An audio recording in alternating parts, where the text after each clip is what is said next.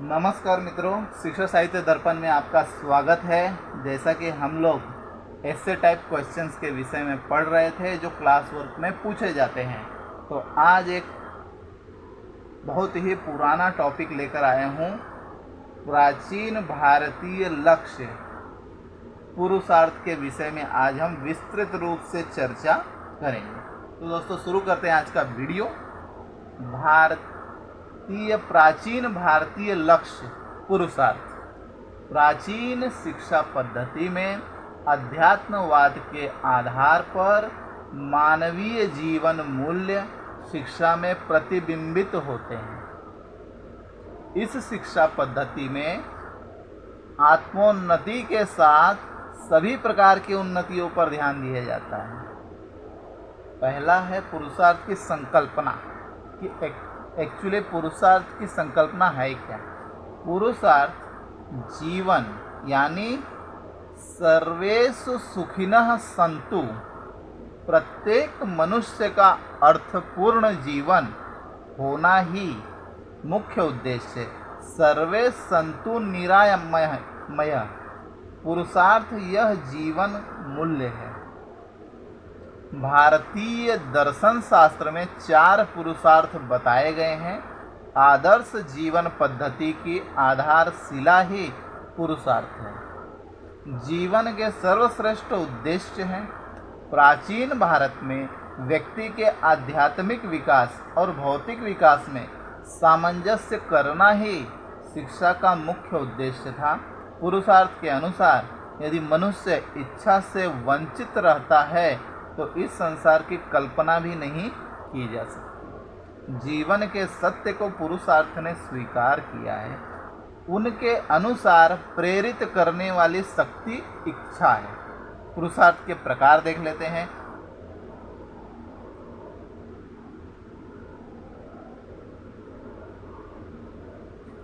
भारतीय दर्शन में 4 प्रकार के पुरुषार्थ बताए गए हैं। धर्म, अर्थ, काम, मोक्ष, इन सबको निम्न प्रकार के श्रेणियों में रखा गया है। धर्म, सत्य असत्य, वृद्धि, विवेक, नियंत्रण, सदाचार, नैतिकता, कार्यशील बनना, पूर्ण जीवन का विकास। अर्थ, स्वास्थ्य, भौतिक साधन, ढांचा, व्यवहारिक मूल्य, व्यवसाय। काम, इंद्रिय सुख, सौंदर्य भावना, सांस्कृतिक मूल्य, सहज प्रकृति। मोक्ष, धार्मिक स्वतंत्रता, स्वयं की पहचान, परमोत्य ध्येय, आत्मनियंत्रण, आत्मनिरीक्षण, मानसिक स्वतंत्रता। ये इसे कैटेगराइज किया गया है कि किन श्रेणियों में कौन कौन से कार्य किए जाते हैं। अब आते हैं सबसे पहले पुरुषार्थ पे, धर्म पुरुषार्थ।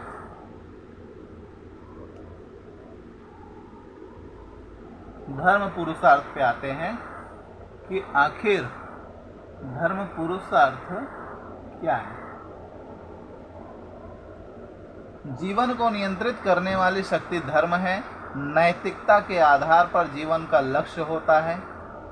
जीवन और आचार में एक रूपता होती है। विचार एक अच्छी जीवन प्रणाली है। सत्य और नैतिकता के आधार पर एक अच्छी जीवन प्रणाली थी।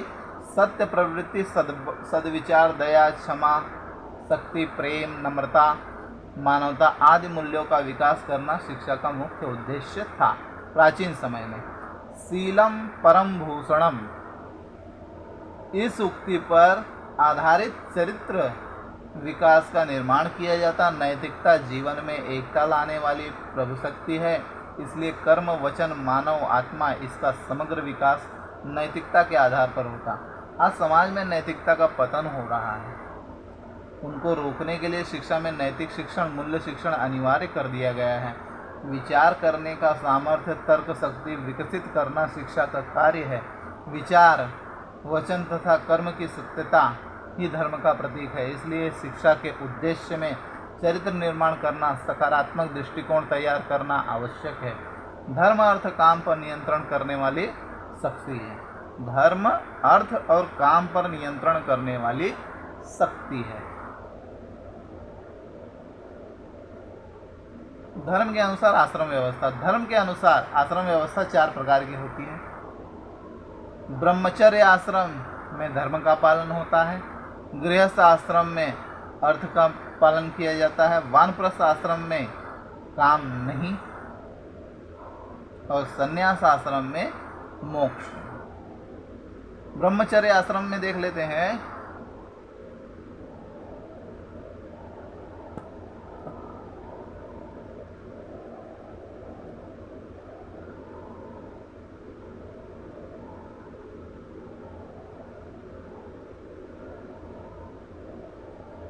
ब्रह्मचर्य आश्रम में देख लेते हैं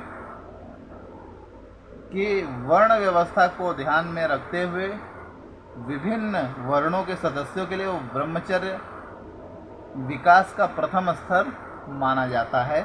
ब्राह्मण के लिए 8 वर्ष, क्षत्रियों के लिए 11 वर्ष, वैश्य के लिए 12 वर्ष, शूद्र के लिए 13 वर्ष के बाद की अवस्था ब्रह्मचर्य आश्रम में प्रवेश के लिए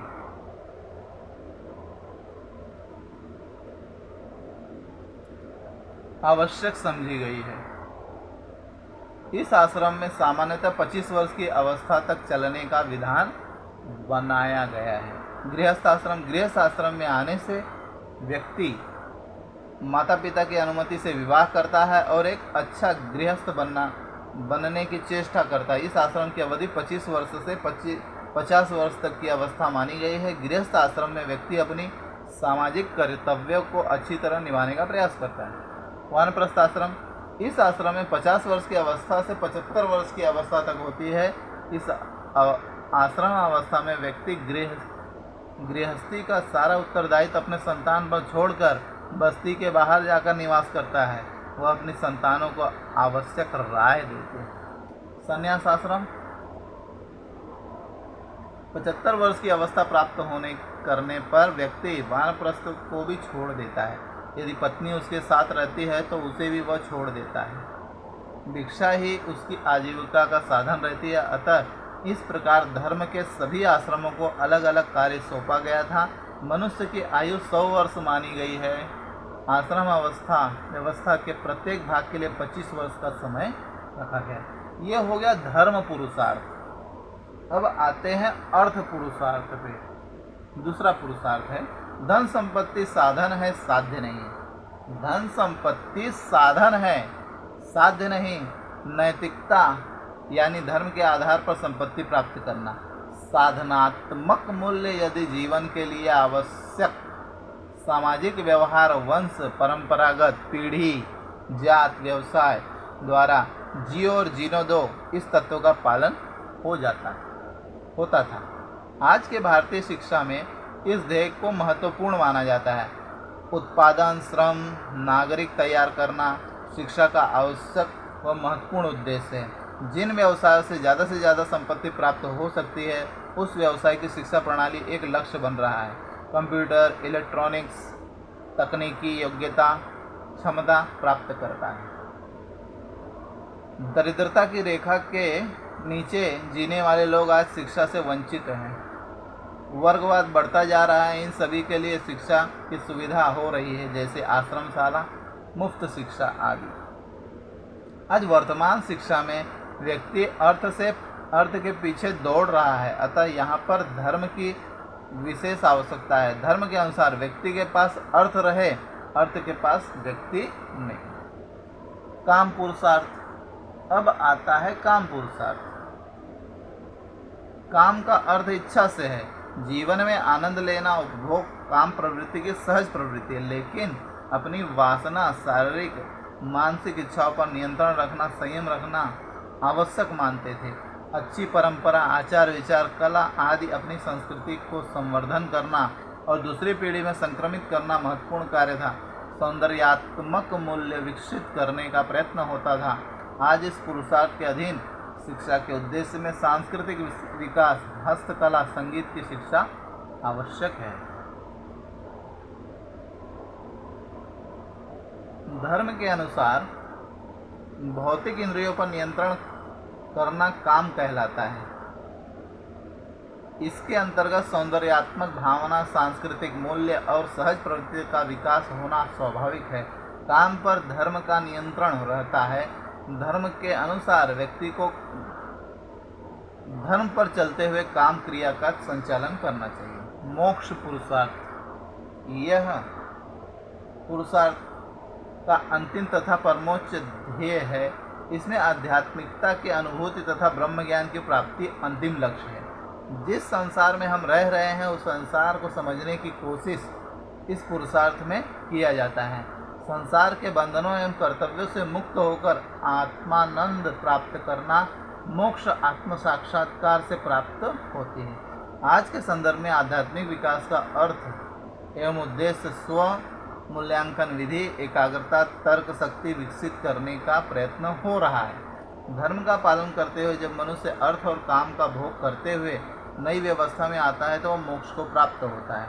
आत्मज्ञान से आत्म साक्षात्कार, आत्म साक्षात्कार से ब्रह्म ज्ञान और ब्रह्म ज्ञान से ही मोक्ष प्राप्ति होती है। ये बहुत ही इम्पोर्टेंट पंक्ति है दोस्तों कि आत्मज्ञान से आत्म साक्षात्कार और आत्म साक्षात्कार से ब्रह्म ज्ञान और ब्रह्म ज्ञान से ही मोक्ष की प्राप्ति होती है। प्राचीन भारतीय लक्ष्य में पुरुषार्थ की भूमिका संक्षेप में इस प्रकार है।